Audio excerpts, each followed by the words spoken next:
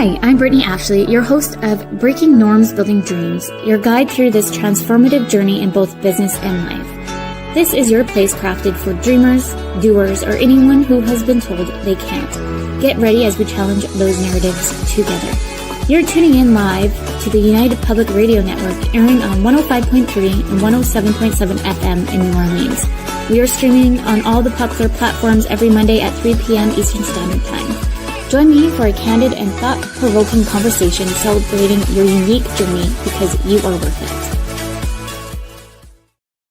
Hello, everyone. Happy Monday. I'm so excited to be with Jenn today. Hello. Show. Thanks so much for having me. Yeah. As some of you might know, hopefully, that we're on Monday. Again, welcome to Breaking Norms, Building Dreams. I'm your host, Brittney Ashley, and we are broadcasting live on the United Public Radio Network and UFO Paranormal Radio Network on 105.3 and 107.7 in New Orleans. So excited to escape the next hour with Jenn today. Yeah, I'm very excited to chat. I'll do a bio, but then we'll kind of like jump in. Just so everyone, whoever's listening, we have 2 more episodes left if all goes well. So I hope everyone is coming in today. If you're just bypassing the conversation, bring us questions. So everyone, please meet Jenn. Jenn is a PR strategist, speaker, writer, and founder of WINT Communications, where she helps small businesses tell big stories. With a passion for local voices and meaningful connection, Jenn works alongside entrepreneurs to craft PR strategies to get them noticed by the media, their communities, and the audience that matter. She is the author of Josie's Busy Calendar and a self-care story for kids and contributor to 2 motherhood and anthologies. I got that word. I was like, oh my goodness, tongue twister there at the end. I'm so excited to have you, though. We've been talking about this for a few months, and I know I had like a few guests, so I was super excited that I know that you're going to be one of the last ones coming on the show today before the new year. So I'm pretty excited to have you. Yeah, thank you so much for having me. Like you said, we have been chatting about this for a while, so yeah. We've got lots to talk about. Well, maybe you can dig in and just highlight, like I know I did a brief short bio, and as the reoccurring listeners, they know that I do a short bio just because I'd rather you tell the story a bit more, and then we can kind of like dig into it further, and then we can dig into PR stuff, motherhood, and all the other stuff. Yeah, for sure. So I've been in PR. It's funny. I'm getting up to the point where I can say 20 years, almost 20 years, which is, I'm like, how is that possible? It makes me feel really old, but I have, roughly 20 years experience in PR. And I've been working on my own, not in a corporate space for about 13 years now. So it's been quite a while. Although 2 years ago, I kind of did a bit of a pivot in my business to really focus on like small independent businesses, entrepreneurs and solopreneurs, which has just been so kind of meaningful to really take those small businesses and help them tell their stories. Yes, I love that. And maybe for anyone, and when I work with clients, I try to educate them to marketing is PR is part of marketing, but maybe what is a little bit different with PR, which is specifically public relations for anyone who doesn't know the abbreviation. Yeah, no, it's super smart. And the education piece with the clients I work with is actually a big part of it, because there's like, people often say like, oh, what's the ROI on public relations? And I'm like, well, that's kind of a like long answer, because when you do like a Facebook ad, for example, you can say, okay, I got 3,000 impressions. I paid 6 cents per like, or whatever it is. Where public relations is effectively earned media.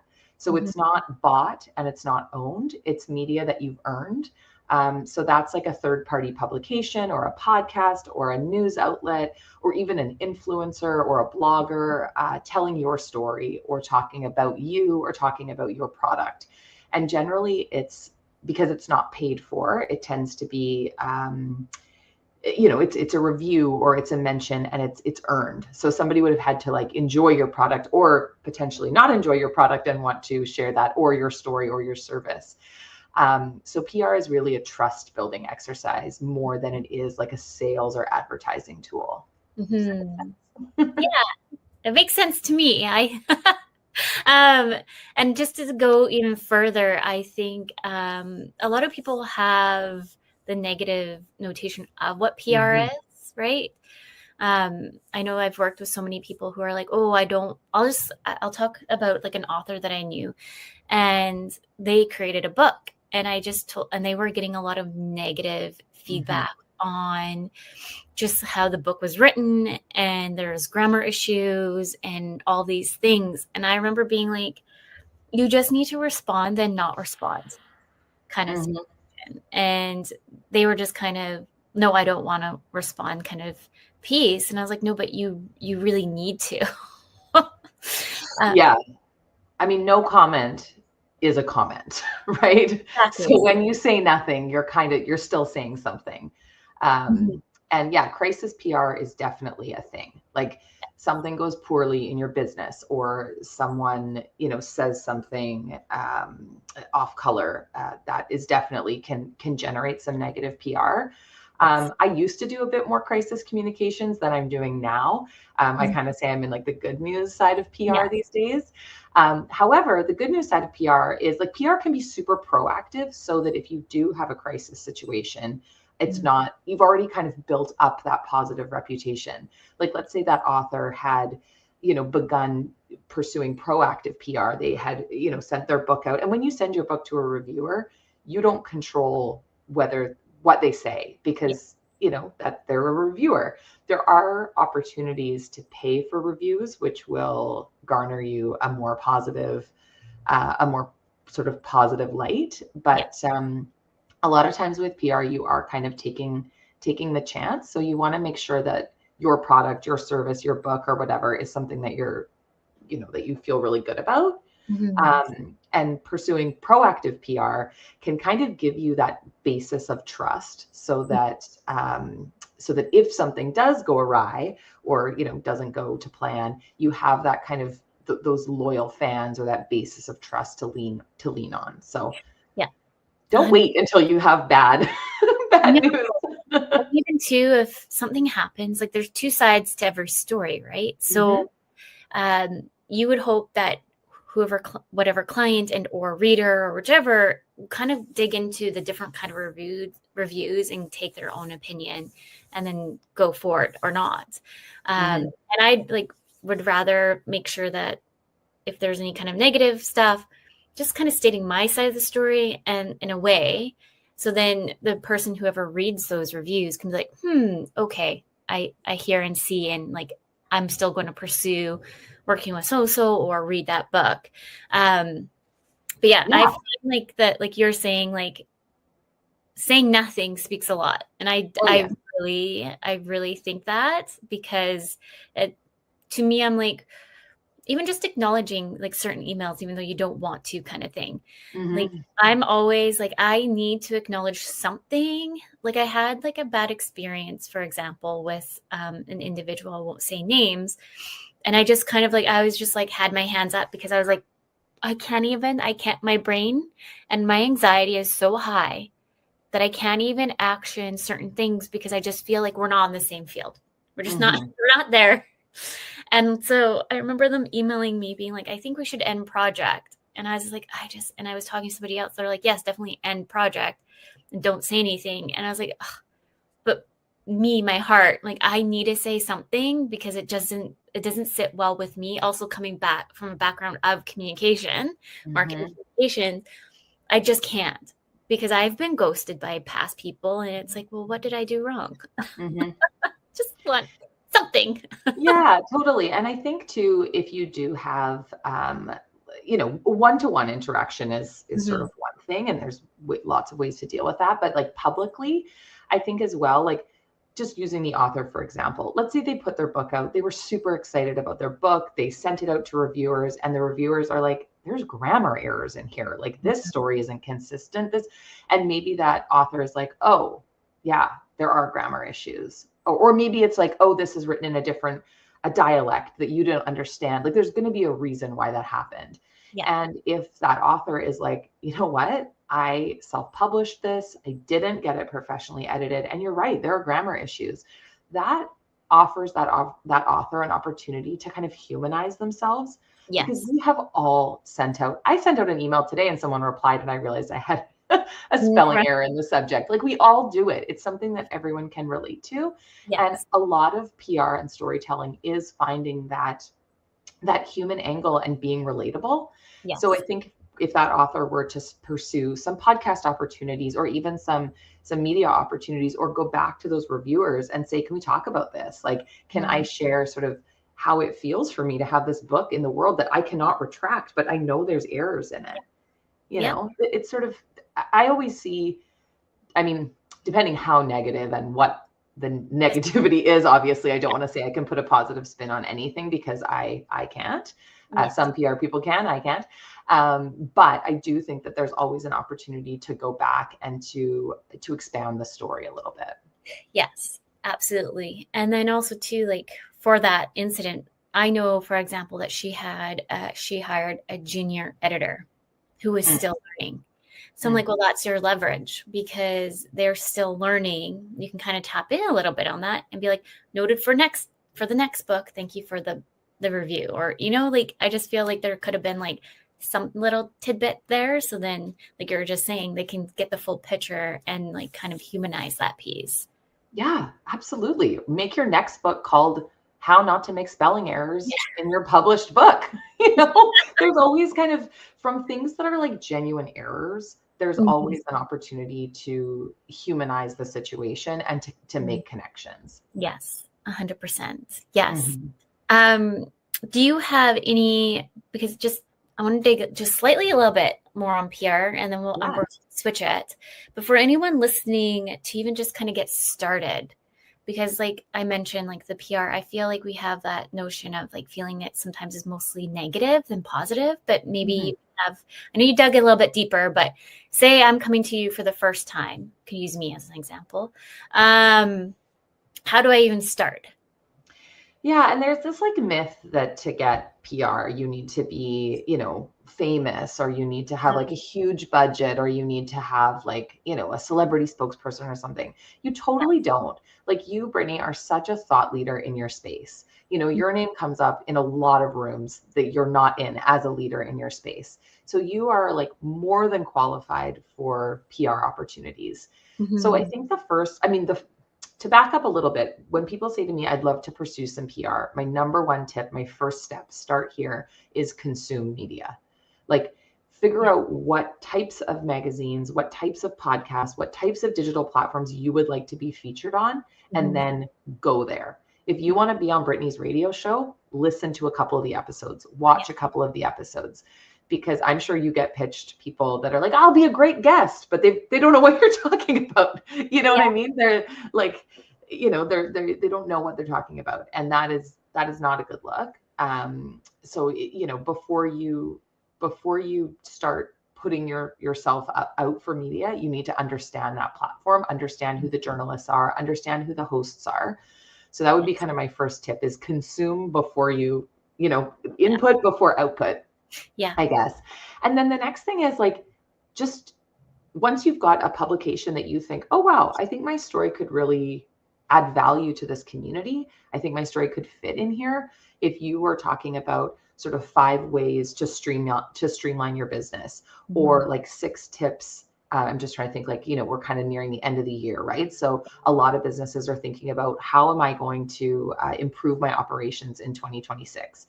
So maybe you pitch yourself for, you know, an article to like a lifestyle magazine, a marketing magazine, a small business magazine, or like you know, small to medium business, or a growth publication or something like that, or a podcast, to say, hey, I know there's a lot of businesses right now that are really looking to set themselves up for success in 2026. And I have like 5 tips on how businesses can do that. And so figure out where is your expertise, and then how can you pitch that story to the publication that has the right audience that needs that advice. I like that. Thank you for sharing. Yeah. And I find like there's just so much noise out there. It's hard to kind of hone in where you want to go. And I feel like there's a spot for everybody for PR. We just need to where to show up and why. Yeah. And like the worst thing that you can do, we call it spray and pray, but the worst thing you can do is be like, hey, I'm Brittney. I have 5 reasons entrepreneurs need a VA in 2026, and then BCC 100 journalists. Yeah. That is not going to get you a reply. Yeah. They know that you've done that. The way to approach PR would be to, if you want to go to a digital publication, to say, hi, Stuart, I saw that you wrote last week on 5 tech tips for entrepreneurs. My name is Brittney. I specialize in helping businesses streamline their operations to maximize their output. And I wondered if you'd be interested in 5 tips on that. So you're saying, you're sending it to an individual and you're acknowledging, hey, I read this piece that you wrote last week and I really liked this coming out of it. This is what I think I can add to the conversation. And that's going to get you a lot further than spraying and praying like 100 random journalists without using their names. Yes. And it also too shows that you've done a bit of your research to understand who they are. I've been on a few podcasts where I even just like throwing it back to me and I'm like, I should have done some research. And I felt so uncomfortable when I went in on it too, like at the general conversation. And after the fact, like, why did I do that? I'm like, I hope that doesn't, like, it was a fine conversation, but I felt like I was getting like pinpoint over here. And that's not like how I wanted like the brand to show up maybe, or how I wanted to show up, because I was kind of thrown off. So I like how you're saying like, do your like due diligence and like research and like make sure you know who you're talking to too. Yeah. And the other reason that you do want to do that research and make sure, like I was quite comfortable coming into this conversation today because I've listened to this show, I've watched some of the videos back, and I knew what to expect. You know what I mean? Yeah. But the other reason that you want to make sure that you're well prepared is because it is earned media a lot of the time. If it was like a paid ad or something like that, and you got to really control the message, that's different. But you want your brand to show up in the best way possible. And you really want to position yourself as that thought leader. And if it doesn't go well and you end up sort of sounding kind of sloppy or something like that, which I'm sure you didn't, but if you had, then that, that is what it is. That person is there for that interview. They'll take what they want from it. Like I work mostly these days in like the good news PR, which is a nice space to be, but I've definitely worked with a lot of clients and coaching them on like how to craft that message and to make sure that you are delivering the key messages that you want, because in a news clip, they may interview you for like 7 minutes or something. And then what they show on the nightly news is, 20 seconds or something. And they may have you saying like, oh, the crowds here are a bit of a disaster, instead of all of the good things that you said about the event. The performers are wonderful. The parade was great. And then at the end you say like, yeah, the crowds are out of control. That's the clip they may choose to use, which is completely not the sentiment that you were trying to deliver on this message, on this event that you're working on. But, because it's an earned placement, you don't get a lot of control in what's used. Yeah, even just taking it like a different way too. Like you even just see on like just some of the content that's out there, like the clips. Unfortunately, like a lot of people want to take the negative pieces because it does get more bait. Yeah, definitely. And that's the thing, is you want a hook that media is going to appreciate. And you and I had talked a little bit before. I'm kind of switching gears a little bit, so put me back on track if I'm going the wrong way. But we had talked a little bit about like perfectionism and how to like really like kind of grapple with how to show up perfect. And what I always say to clients is nobody wants to hear a perfect story.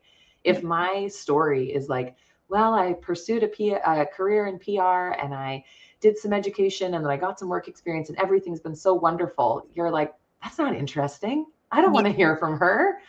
People don't connect with perfect stories. So it's actually not to your advantage to be perfect. It's to your advantage to be human, authentic, and to have something that people can connect with. 100%. Like I just did an event on Friday, and I just kind of more or less like, it was like how to step more in the spotlight in camera. So either through photography or video. And I talked a lot about the imposter syndrome pieces, but then also being true to your authentic self, because I do think that we get lost in today's society with everything that's out there, all the noise. And we forget sometimes along the way of who we are and who we want to be, because we have all, especially for moms, like we have all these things coming at us and we just don't even like sometimes just put our hands up and just like, I'm done. And who you want to attract. Exactly. If I stand up here and tell a bunch of lies about myself and say how in control I am and perfect and wonderful I am, I'm not going to get the audience. I'm not going to get the clients that are the right fit for me. Do you know what I mean? So when you're inauthentic, you attract inauthenticity, and it doesn't work out well for anyone. No. And a lot of us start our business in hopes to probably work with our ideal, like the people that we want to work with. Like we go away from that corporate or whichever kind of lifestyle so we can build a business that fills our cup too. So if we're attracting the individuals that we're not in alignment with, like we're not going to feel in alignment as a whole. Totally. Yeah. Yeah. And your business won't be as successful if you're not attracting the right people. So it's, you're doing yourself a disservice. Yes. Yeah. Well, you're a mom. Maybe you can kind of like dig in a little bit how you've been managing time management in between, like building a business and momhood. Yeah, it's funny. I was self-employed before, like I had my business before I had my baby. So when I was expecting my first child, I was like, oh, how hard can this be? People make it look so easy. And because I didn't have sort of a traditional maternity leave or anything like that, I literally thought, oh, I'll just like babies sleep all the time. I'll just keep working. And I was in for like a pretty rude awakening when my son was born.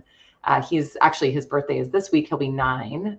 So I've got almost a decade of motherhood experience, although I wouldn't call myself experienced yet. We're just learning as we go some days. All good. Totally. Yeah. I like both my kids are in school now. So my daughter's in grade 1.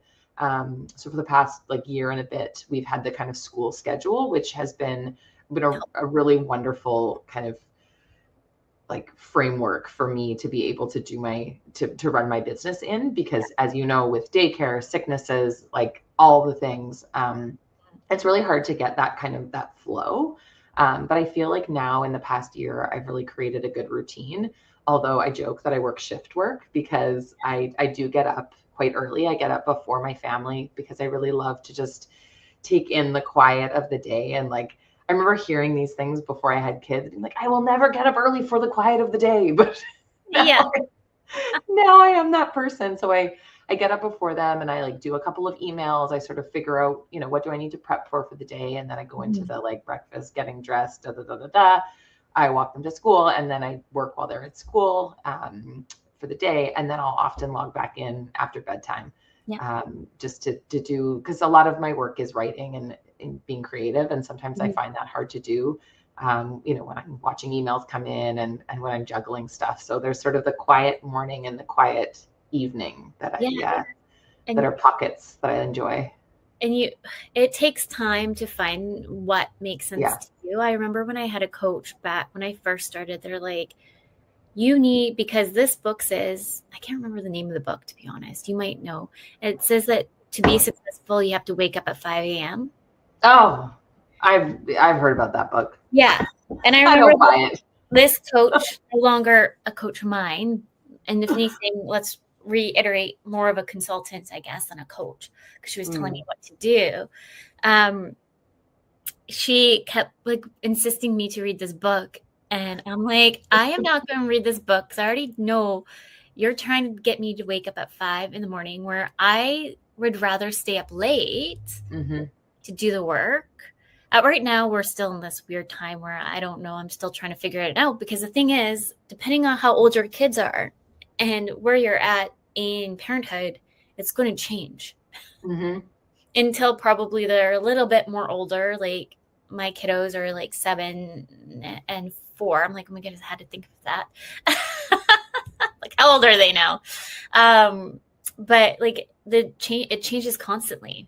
So when they're in the baby stage, I was like, I know when nap time is. Hopefully I can do X, Y, and Z.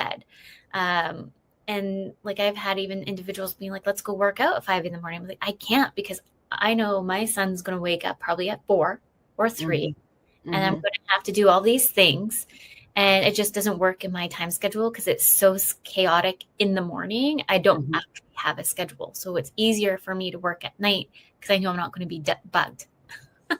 Yeah. And I think too, as women, like we have, and I'm like in my early 40s now, and I find that a lot of I don't even know the right language, but we'll call it my circadian rhythm, or that's your sleep rhythm. But yeah, my rhythms, my circadian rhythms are changing in the way that like I used to not ever be someone who enjoyed staying up late, but now I am finding this creative pocket kind of around 9 p.m. And in the work that you and I both do, like some of it is sort of more transactional, some of it is more creative, and you can't just like turn on your creativity, and you can't turn on your creativity for like a 30-minute window. So it really is about carving out those times in the week where you are going to be in the right headspace to do the type of work that needs to be done, and then managing all the deadlines that come around that. Yes. And two, because I work, Lindsay. So Lindsay and I have mapped out where, generally speaking, some days I only have 2 hours to work. If I only have 2 hours to work, sometimes I have to put that kind of into different notions of what that looks like. So it could be bookkeeping if we're doing year end, or so that takes up a lot of my time. And like, right, because I was out of office Wednesday and I had someone ask me to meet today, but I'm like, no, sorry, like I'm completely full today. Like maybe, and I felt guilty. I'm like, why am I feeling guilty? I'm like, they didn't ask till last minute, and I pre-book things in with my clients, and then I need time to do other things in between. Like I shouldn't feel guilty. So like for me, for boundaries, I'm still working on it. So I'm still such a people pleaser, but I'm like, no, like you have these days over here available, push it over there. If there's a pushback, like you have the right to also stand up because you're swamped today. Yeah. I mean, boundaries and guilt are an ongoing struggle. Yes. 100%. Yes. Yeah, we're already, because we're already midway almost, like a few minutes there. So I'm just going to say this for anyone listening. Yeah. We're midway into the show, so welcome to tuning into Breaking Norms, Building Dreams. We're live on the United Public Radio Network and UFO Paranormal Radio Network on 105.3 and 107.7 in New Orleans. Because sometimes when we're in mid-conversation, it's hard for me to stop and say that. But yeah, so motherhood and about like I'll just kind of full circle on that a little bit. But I feel like I just really want to hit this for any parent listening that you are the master of your own time and make the time that makes sense to you. Because there's so many books out there that are out there because they say, like I was just saying, like you have to be up at 5 a.m. to make a multi-million-dollar company. No, I think it comes down to passion. So if you're passionate about your business and you want that to be successful, like build the timelines around you and what works. Absolutely. And also the sustainability of decisions like that and the seasons. Like, as you know, like there's the baby season, there's like a toddler season, there's seasons that are more predictable. I feel like, knock on wood, I feel like I'm in a season right now that feels a lot more predictable than it has been the last few years. And that allows me to make different decisions when it comes to like when I get my exercise in, when I'm working, when I'm not working, So I think there's like, maybe there is a 5 a.m. season, but it's just not right now because I would be too tired. I feel like, I'm like, would I ever be a 5 a.m. person? I don't know. And maybe not. I used to be. And so, because I worked at the ferries. So the ferries that went to Port Angeles, and we would have to be up.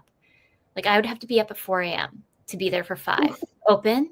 And then when I used to, and because I've worked in a lot of industries, another industry, I was at like Painter's Lodge up island, and we would have to be there before the fishermen to make their coffees. So I'm like, I feel like I did my job. Maybe that season's over for you. I did my time. I did my 5 a.m., 4 a.m. shifts. And I'm just like, I like sleep in the morning.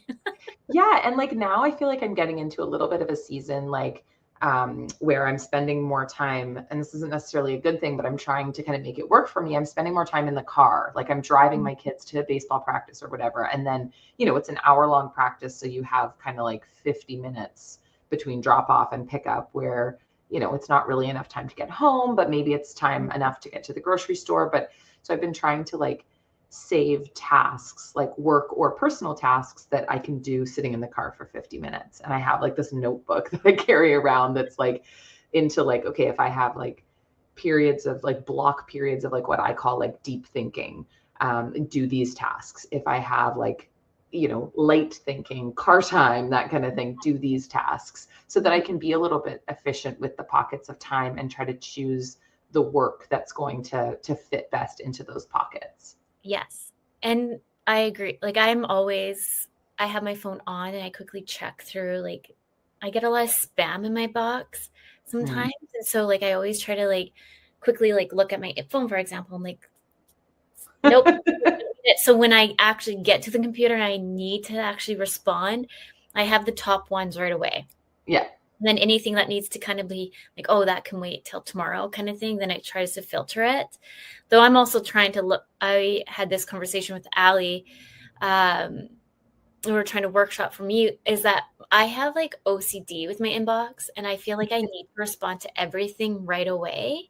I don't know where that came from, but I'm trying, like, back to the boundaries. I'm trying to teach myself about the boundaries. Like, it's okay if you don't respond to that email right away. If you're out of office and you have your out of office on, they don't expect to hear from you till next week. But sometimes I'm like, I just need to respond. I just need. And also, like, I was at an event on Monday and we were chatting about this, and every industry has their little saying about like, we're not saving babies, or we're not, nothing's on fire. And like, for me, it's like, I remember an early boss saying this to me, it's PR, not ER.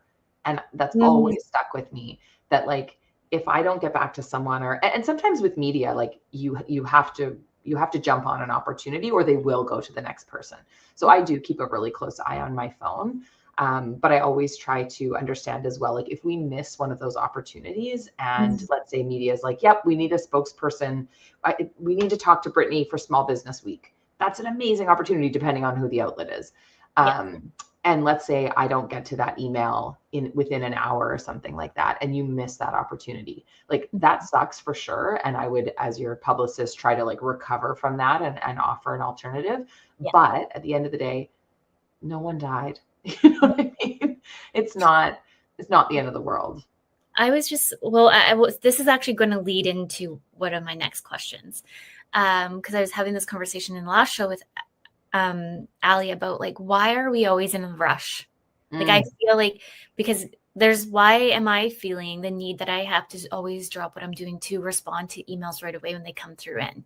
Or I like, especially this year, I just feel like we're like pedal to the metal kind of thing. And I feel like I can't even like hold my head up because there's always something happening. And it's probably related to AI because we're all like fast tracking. We want the fast solutions because AI can spit it out to us really fast. And I think we as humans are just trying to like sustain that in some kind, like trying to understand it, sustain it a little bit. Yeah, I agree.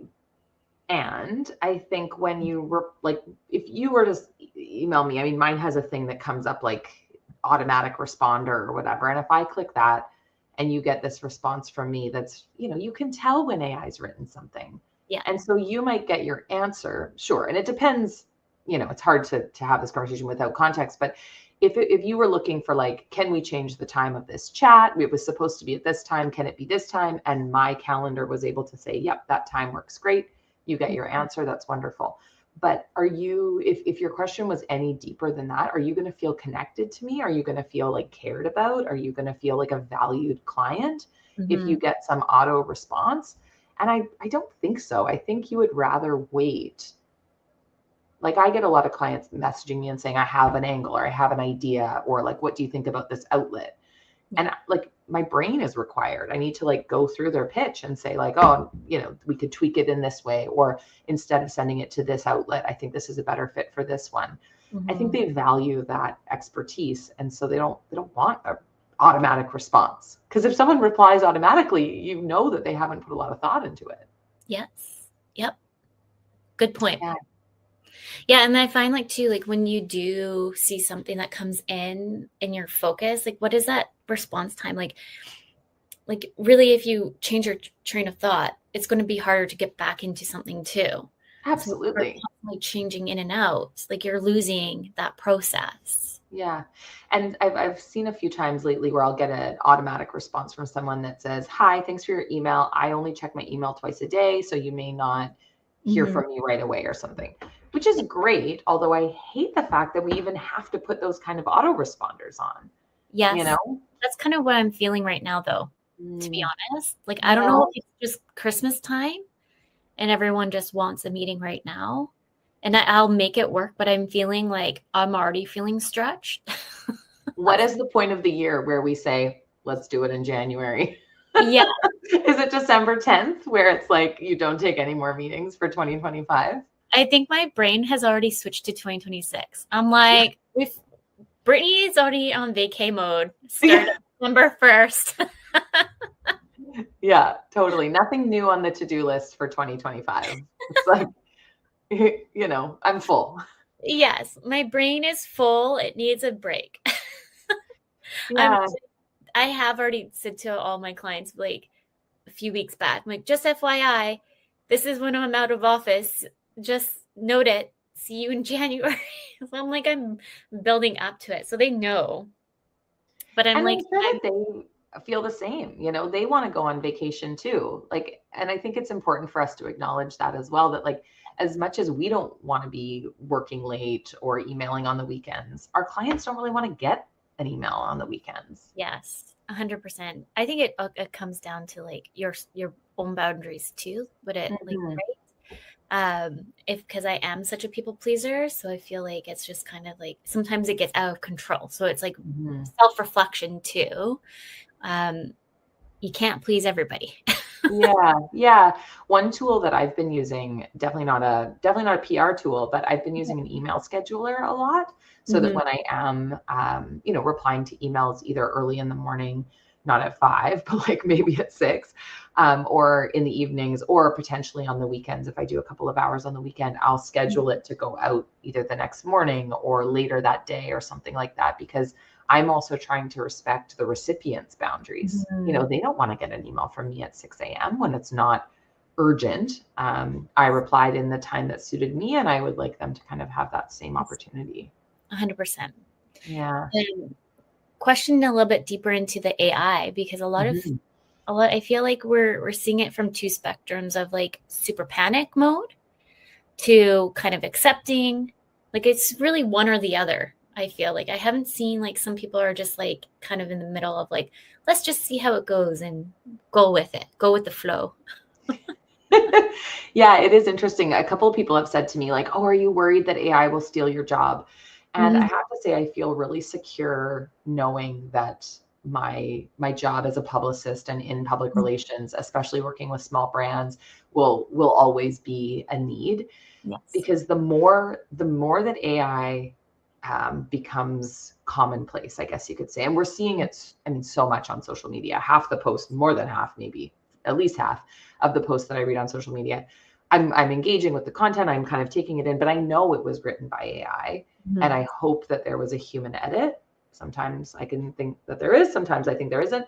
Yes. But I think that what that does is it increases the value of PR, because it makes an authentic human experience more valuable. Yes. And more like you and I are having this conversation right now. If someone's listening, they know that this is sort of a human conversation. Whereas if you were to export the transcript and say to AI, clean up this transcript between Brittney and Jenn and make this conversation really useful for people, and they were to read that, they might know that this has been sort of, AI generated. Whereas this conversation is two humans having a conversation. So I think it actually increases the value of storytelling, authentic connection. And it also increases the hunger that people that are either, buying your services or purchasing your product, they want to feel that connection. Mm-hmm. Yeah, 100%. I did a talk, I can't remember when, sometime this year. It's been gone from my memory. Like I said, I'm already in vacation mode. You're in 2026. But I was just talking about like outsourcing and virtual assisting and all these things. And somebody mentioned being like, you should be scared because AI is going to take over VA world. And I was like, and so he just kept challenging me. Long story short, I guess I did some research after the fact, and he owns an AI full-on company. But my one pushback to him was, we are humans and we'll never lose the human connection. Yeah. No matter what all these things are coming and telling us, we are human. So we're always going to crave it. Like prime example, what we just went through not too long ago. Mm-hmm. All like being locked in our houses. Like we all went a little stir crazy. It's because we can't be locked up and not. People are creative. People are social. Yes. Yeah, people want connection, and people want to feel seen. They want to share experiences. And like, sure, AI is great for many things. I use it myself, but like it's not going to replace connection. And as you said, like we've proven that. Yes, 100%. I really think it's always going to be there. I'm just looking at Terry's notes in the chat. It's a long one, but overall about like just protecting the rights of, well, we can see like copywriting and all of that too. And another thing, like we're looking at in Hollywood and the writers situation and the AI there, what they want in their contract. So I do think there's a lot of conversations that still need to be had overall, and how to make sure that people are safe. Oh yeah. And all the things in between. But I think there's a happy medium. Like transcripts, for example. Well, actually, we just had a meeting with a client, and it was very interesting because it was like, you're broadcasting live. And I was like, why are we broadcasting live? Where is this going to the masses? And so I told everyone to log off and get back in the call, because I'm like, I don't like, is someone watching our conversation? Like, I don't like, there's different, when you say we're broadcasting live, I consider this. Yeah. One of the note takers that we utilize, they say that you're broadcasting live because it's linking to their AI system, which is fine, but I feel like we need different terminology. I also remind myself very regularly that nothing I'm doing is that interesting. I shouldn't say that. All of my clients are amazingly interesting and have great stories. I guess what I mean by that is I'm not like, we're not talking about transferring millions of dollars. We're not talking about curing diseases. We're not talking about, proprietary information. So maybe I'm lucky in that way, that if someone were to steal my story, I think that a lot of what I'm trying to do is get stories out there. I mean, I would like to be credited, obviously, if they're stealing my particular story, but one of the anthologies I was just part of was about postpartum anxiety and depression. If AI were to take a conversation about postpartum anxiety and depression and make it mainstream, thank you. These are conversations I believe that we should be having more often. So great, get it out there. Yeah. Steal it. Go for it. Drive more people to the book. Go for it. I find, well, you can definitely see when you read some of the content. Like some of the times when I do use anything AI and I get so frustrated. I'm like, over it. I'll do it myself. You're not listening to me. Yeah, definitely. But it does save for certain things. So like note taking, I don't mind having a note taker. It actually helps me quite a lot because then I can actually focus on the conversation. If anyone's new here listening, I do have dyslexia. And so when I write notes, my brain can't, especially my brain with ADHD. So my brain's like trying to go over here, trying to write the notes, and I can't figure out how to spell something. I forgot the whole conversation. So I like having these conversations like this. So then I know that note taker is taking the notes and I can review it if I need it. Absolutely. So to me, like that's my saving grace. But there's certain things that has helped too in between, like you're saying, like quick little email notes or anything like that. There's definitely ways that we can leverage in business to help us.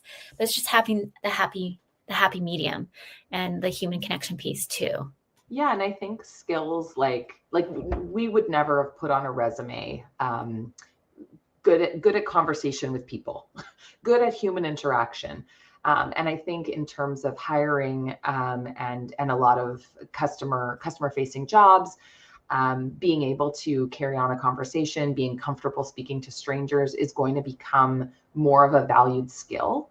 Like for me, for example, when I'm working with small businesses, I will, before I pitch someone to TV or pitch someone to radio or even pitch someone to a podcast, I kind of do a little vetting process. Like, is this person going to be comfortable on a live television? It's not for everyone, right? Yep. So I have to kind of do that. I have to kind of do a little bit of a vetting process. And, a lot of the people I work with, some of them are just natural, but some of them need a bit of training. Yeah. But I think that those types of skills, like being able to work at a trade show. I think everybody should have to work at a trade show for one weekend of their life, because standing at a booth and trying to get the attention of strangers and having conversations and making like small talk, which can sometimes be so boring, is such a valuable skill that AI will never teach us and never replace. So I think the people that are good at interhuman connection, the people that are good at articulating their story, the people that are good at sort of being, bringing authenticity to the table, like those will become very valued skills that in the past couple of decades haven't really been notable skills because we had no other choice. I love that. I think you're so true. Would you say all trade shows are just like events if you have a vendor table? I think everyone, I'm going to make my kids work at a trade show. Just for, there's nothing like just trying to sell something to people who don't necessarily want it. Yeah. No. Just for one weekend. Yes. Try it out and see. No, and you learn a lot too. Like when you're on, like just doing the event, for example. Like I was running around. I was like, what do you need help with over here? Like I was just like a vendor / speaker, but I went behind the scenes and making sure, like, because there's a lot to put on an event. Oh, yeah. Yeah. Some things can happen and go sideways. So now I think my background being doing the diploma in tourism hospitality, because they make you like my diploma. I don't know if it's different in other parts, but this diploma made me be in every single area in the hotel. So then I can have an understanding when I become a manager on how each person can feel and what that kind of like what they experience. So like I was in housekeeping. Was in the fish cooler. I was tying up boats. I was fired from that one because the boat went that way. But I've been there and did it and I understand. And so that's where I think where I come from too, from the managing side with teams. I hear from all perspectives and like consider like, okay, you're going through this. How can we help you here? And like, just like the little notations, right? Absolutely. Yeah. And just when someone says like, I was trying to tie the boat up and it went this way, and you're able to offer empathy for that, as opposed to saying like, well, why didn't you just tie it up or whatever? Yeah. Then it's an opportunity to connect, right? And that is the piece that you can't automate. Exactly. Luckily, by the way, we did get that boat back. Oh, good. His name was Spanky. His name, Fisher name. He went on out there, and he's the one who fired me. Oh my goodness! Brittney, stick with coffee. I went back. Like, okay. But we're almost nearing the end. Is there any last minute tidbits you want to share with anybody? I know we didn't get to your book, so any last tidbits?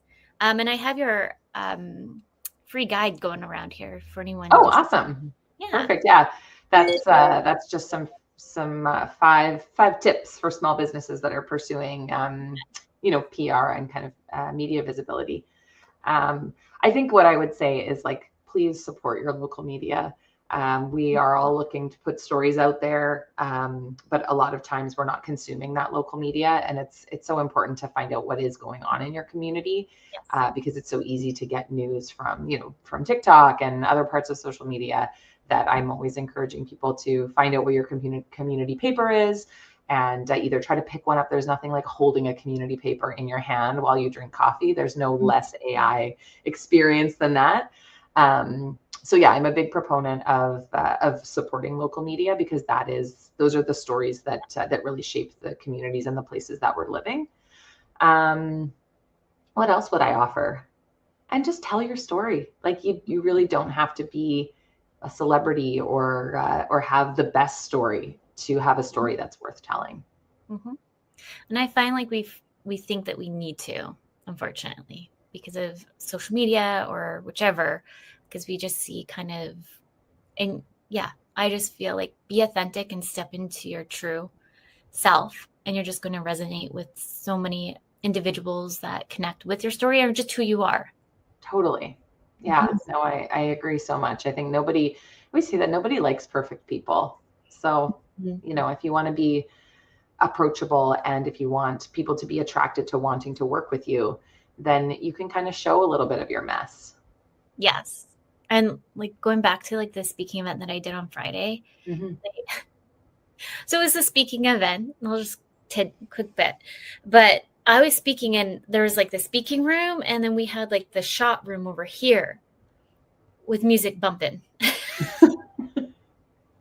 And I was like trying to like tell my story.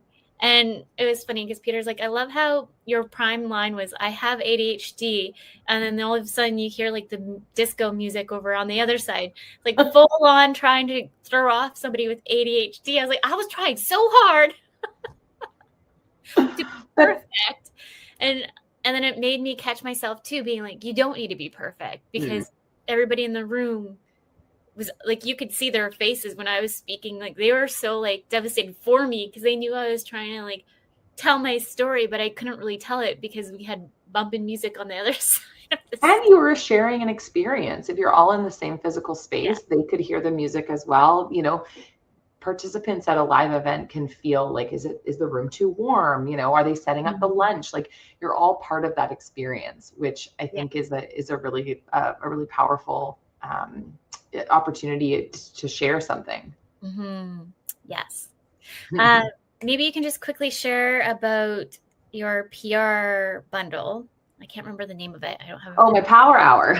Okay. I was going to say Power Hour, and I was like, I feel like that might not be right. Yeah, no, it's called a PR Power Hour. And I've been loving these so much. I wanted PR can sometimes be inaccessible for small businesses just based on a cost and a need. But I really wanted to create an offering for, solopreneurs, entrepreneurs, small to medium-sized businesses. So the PR Power Hour is like a 1-hour coaching session. You set out a couple of goals before we meet. And then we kind of spend an hour, and I put my like media hat on, and we go through some of the story angles, some of what brought you to where you are, some of the outlets, where's your audience? And then we make all of those kind of connections. And at the end of that session, you come out of it with a strategy, a pretty high level strategy, but a strategy that you can ideally then kind of sit down and start telling your story to the media that you want to connect with. I'm very kind of focused on action. I want to be able to give clients things that they can start working on right away that will kind of increase their visibility pretty quickly. Yeah. And then I have a membership program for people that have done those power hours and want just like that little weekly nudge to kind of stay on track and to continue to tell their story. And then I match them with media opportunities, and it's such a great community. Everyone's really supportive of one another. So it's a lot of fun.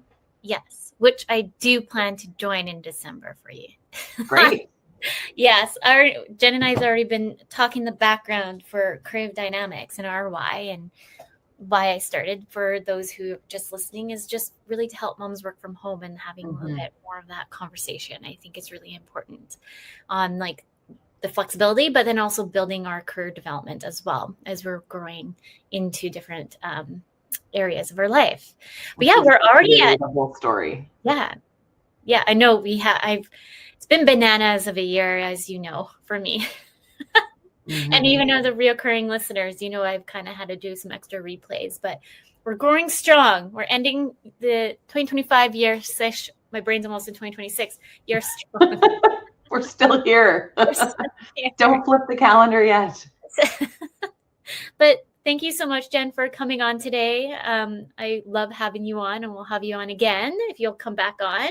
Yeah. Thank you so much. This has been great. I think the more, the more conversations like this, the more that people can really step out of their comfort zone. So thank you for creating such a safe space to invite people like me to share a little bit of our story. Absolutely. And thank you again for coming on today, and to all our listeners, and a big thank you to United Public Radio Network. And with that, everyone, remember, your journey is unique and your worth is unquestionable. Thank you.